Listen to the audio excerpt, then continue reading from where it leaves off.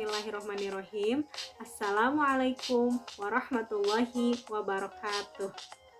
Apa kabarnya anandaku sekalian? Ananda kelas 3, Al-Ghafar, Al-Ghafur, dan Al-Ghani. Semoga dalam keadaan sehat walafiat ya.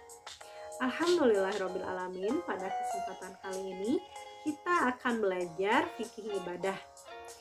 Before we are going to our lesson now, let's pray basmalah together. Bismillahirrahmanirrahim. In the name of Allah, the most merciful, the most kind. Dengan nama Allah yang maha pengasih, lagi maha penyayang.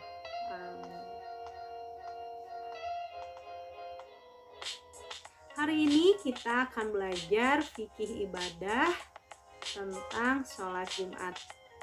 Tujuan pembelajaran kita kali ini yaitu Ananda diharapkan dapat mengenal sholat Jumat, kemudian memahami ketentuan sholat Jumat, dan menceritakan pengalaman sholat Jumat ketika di sekolah dan di rumah.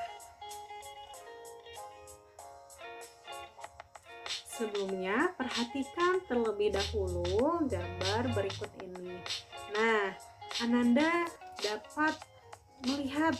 Nah, gambar yang pertama ini adalah gambar seorang anak yang akan memasuki masjid. Perhatikan, sebelumnya anak tersebut masuk masjid dengan mendahului kaki kanan, kemudian tidak langsung duduk, langsung melaksanakan sholat tahiyatul masjid. Selanjutnya, nah ini setelah sholat tahiyatul masjid, anak tersebut membaca Al-Quran sambil menunggu sholat Jumat dimulai. Nah, kemudian gambar selanjutnya ini adalah gambar khotib. Nah, ini ada yang tahu gambar apa? Betul. Ini adalah gambar pelaksanaan sholat Jumat dimulai. Allahu Akbar,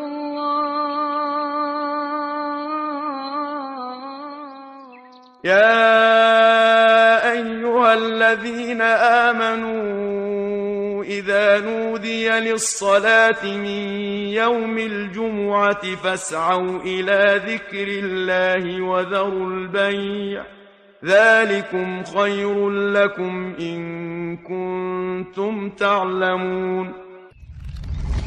Wahai orang-orang yang beriman, apabila kalian telah diseru untuk melaksanakan sholat pada hari Jumat, maka bersegeralah kamu mengingat Allah dan tinggalkanlah jual beli. Yang demikian itu lebih baik bagi kalian jika kalian mengetahui. Hari Jumat, hari Id. Allah menjadikan hari Jumat untuk kaum muslimin. Hari Jumat adalah hari terbaik di mana matahari terbit. Di hari Jumat, Nabi Adam diciptakan, dan di hari tersebut beliau dimasukkan ke surga, dan di hari tersebut Nabi Adam dikeluarkan dari surga. Dan hari Jumat adalah hari yang Allah khususkan untuk umat Islam. Oleh karena itu, Allah memberikan hari tersebut untuk umat ini. Dan pada hari Jumat terdapat satu waktu. Tidaklah seorang muslim mendapati waktu tersebut dengan berdoa, memohon kebaikan kepada Allah, kecuali Allah akan mengabulkan permohonannya. Hukum-hukum di hari Jumat, hari yang terbaik dalam sepekan, dan itu adalah hari raya untuk kaum muslimin. Rasulullah Shallallahu Alaihi Wasallam bersabda, sesungguhnya hari yang paling mulia bagi kalian ialah hari Jumat. Maka dari itu, Allah Azza wa Jal mengkhususkan hari itu dengan beberapa hal. Di antaranya adalah salat Jumat. Hukumnya fardu ain dan tidak ada perbedaan, dan meninggalkannya termasuk dosa yang besar. Rasulullah Shallallahu Alaihi Wasallam bersabda, hendaklah suatu kaum berhenti dari meninggalkan sholat Jumat, atau Allah Azza wa Jal akan mengunci hati mereka, maka mereka termasuk orang-orang yang merugi. Sholat Jumat diwajibkan untuk kaum muslimin dengan beberapa syarat, yaitu berakal dan sudah baligh. Sholat Jumat tidak diwajibkan bagi seorang anak, akan tetapi mereka diperintahkan sholat saat berumur 7 tahun. Kemudian mukim atau sedang tidak kondisi safar. Salat Jumat tidak diwajibkan bagi musafir, kecuali sedang mukim ketika salat Jumat, maka wajib baginya mengerjakan salat Jumat. Di antaranya juga sehat. Salat Jumat tidak diwajibkan bagi orang yang sakit, serta tidak diwajibkan juga bagi penunggu orang sakit yang tidak bisa meninggalkan pasien. Syarat selanjutnya ialah laki-laki. Salat Jumat tidak diwajibkan bagi perempuan. Apabila dia hadir pada salat Jumat, maka sah salatnya dan tidak perlu mengerjakan salat zuhur. Salat Jumat dikerjakan pada waktu zuhur.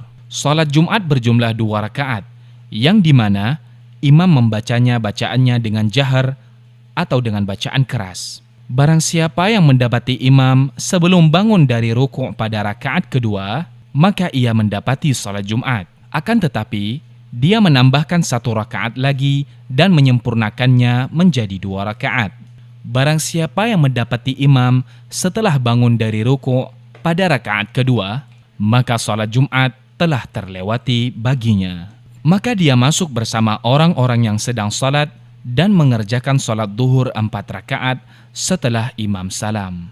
Barang siapa yang terlambat datang salat Jumat, maka janganlah ia melangkahi leher-leher atau pundak-pundak. Dia tidak boleh duduk hingga ia salat sunnah 2 rakaat, meskipun imam sedang berkhutbah. Barang siapa yang berkata pada temannya, "Diamlah," sedangkan imam sedang berkhutbah, maka dia sudah berbuat sia-sia dan juga kehilangan pahala di hari Jumat. Bersegeralah menuju salat Jumat.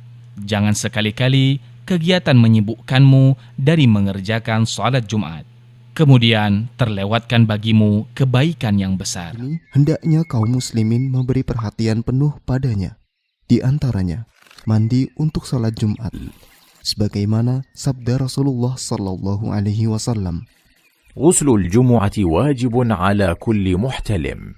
mandi untuk salat Jumat adalah wajib bagi setiap orang yang sudah mimpi atau sudah balik. Kedua, memakai minyak wangi, bersiwak, dan meminyaki rambut. Ketiga, mengenakan baju terbaik dan yang paling bagus. Keempat, datang lebih awal saat salat Jumat. Kelima, meninggalkan perbuatan yang bisa mengganggu orang-orang yang salat, seperti melangkahi atau memisahkan jamaah di dalam barisan. Keenam, membaca surat Al-Kahfi. Ketujuh, berdoa di waktu-waktu yang ijabah. Dan kata-kata yang paling mendominasi secara waktu, di antaranya waktu-waktu terakhir sebelum terbenamnya matahari di hari Jumat, dan di antara awal khutbah Jumat sampai akhir Jumat. Kedelapan, memperbanyak sholawat kepada Nabi Sallallahu Alaihi Wasallam di hari Jumat dan di malam Jumat. Rasulullah Sallallahu Alaihi Wasallam bersabda, أكثر الصلاة علي يوم الجمعة وليلة الجمعة فمن صلى علي صلاة صلى الله عليه 10. perbanyaklah sholawat kepadaku di hari Jumat dan di malam Jumat. Barang siapa yang bersolawat kepadaku sekali, maka Allah akan bersolawat atasnya 10 kali. Sholat Jumat adalah sholat 2 rakaat yang dilaksanakan pada waktu zuhur, dilakukan secara bersama-sama dan diawali dengan mendengarkan 2 khutbah. Nah, sholat Jumat ini harus dilaksanakan secara bersama-sama, tidak bisa sendiri-sendiri, dan dilaksanakan di masjid ya. Kemudian sholat Jumat ini juga dapat dikatakan sebagai pengganti dari sholat zuhur. Apabila Ananda telah melaksanakan sholat Jumat, maka tidak perlu lagi melaksanakan sholat zuhur. Hukum melaksanakan sholat Jumat yaitu fardu ain atau wajib bagi laki-laki yang sudah akil balik atau yang sudah dewasa. Nah, siapa di sini Ananda yang sudah akil balik atau yang sudah dewasa? Ada yang tahu usia berapa laki-laki menginjak akil balik atau dewasa? Nah, untuk Ananda laki-laki biasanya yang sudah akil balik itu berusia 15 tahun atau yang sudah mengalami mimpi basah. Misalnya ada Ananda boys nih, mimpi basah ketika umur 9 tahun. Berarti dia sudah akil balik meskipun masih umur 9 tahun.